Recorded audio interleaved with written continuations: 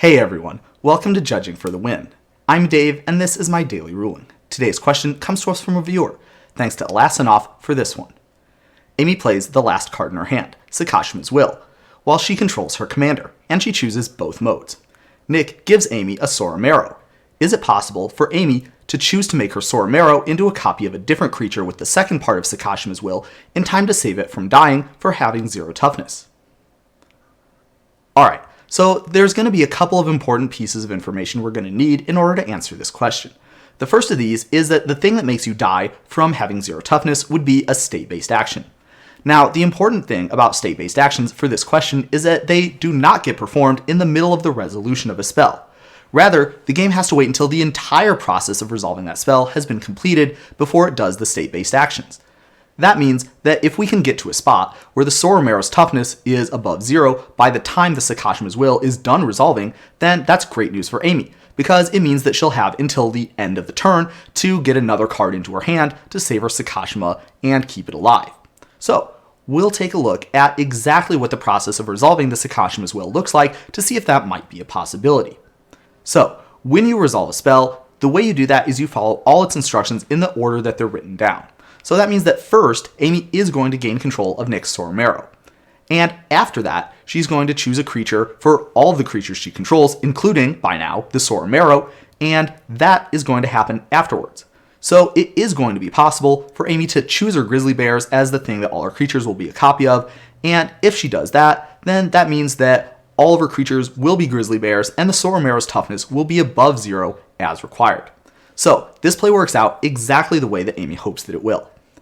Now, if Amy had a little bit of a death wish for her creatures, or maybe if her turn was being controlled by somebody else, let's notice that because the game lets her choose a creature during the resolution of the Sakashima's Will, and because the part where she chooses a creature for all of her creatures to be a copy of happens after the point where she gains control of the Soramaro, it would of course also be legal for Amy to choose Soramaro as the creature that all of her creatures become a copy of.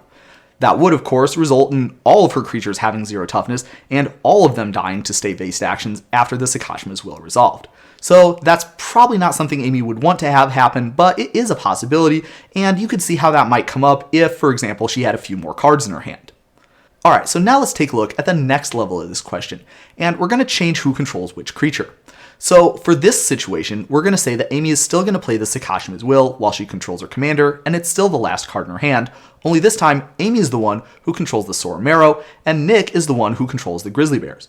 Is it possible for Amy to gain control of Nick's Grizzly Bears and make all of her creatures, including Soramaro, a copy of the Grizzly Bears in time to save Soramaro from dying due to having 0 toughness?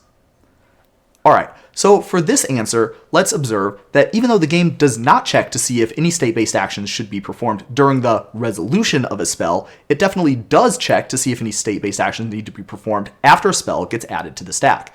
In fact, after any spell or ability gets added onto the stack, that's the next thing that the game does, even before it gives either player an opportunity to cast additional spells or activate additional abilities in response to that one. So that would mean that immediately after Amy has finished casting the Sakashima's Will, the game is going to check to see if there's any state-based actions that need to be performed. Of course, since that was the last card in her hand, the Soramaro that she controls is going to have 0 toughness at this point, and it's going to be subject to that state-based action and go to her graveyard. Let's observe that this happens before either player gets a chance to cast spells or activate abilities, which means that if Amy were to make this play, she would not be able to save her Soramaro by activating its ability in response to get some additional cards into her hand. That's because the state-based actions would get performed before she even got priority to activate that ability. Okay, so that's level 1 and level 2 of this question. For the third level, we've got another really interesting twist. Let's say that we're going to have the exact same scenario that we just talked about. Amy controls the Soramaro, and she plays the Sakashima's Will, which is the last card in her hand. Only this time, the extra twist is going to be that the Soramaro itself is Amy's commander. So, would Amy get to choose both modes for the Sakashima's Will in this situation? So, for the answer to this question, let's take another look at state-based actions. Just like state-based actions are not checked during the resolution of a spell, they also do not get checked during the time when you're casting a spell. And so that means that during the entire process of casting the spell, the game does not get to do any state-based actions. Now, the first step in the process for casting a spell would be to take the spell, Sakashima's Will, from whatever zone that it's in and move it onto the stack. after this step has been completed, the game will know that the Soramaro has 0 toughness. However, it does not get to do any state-based actions, including having the Soramaro die, until after all of the steps in the process for casting the spell have been completed.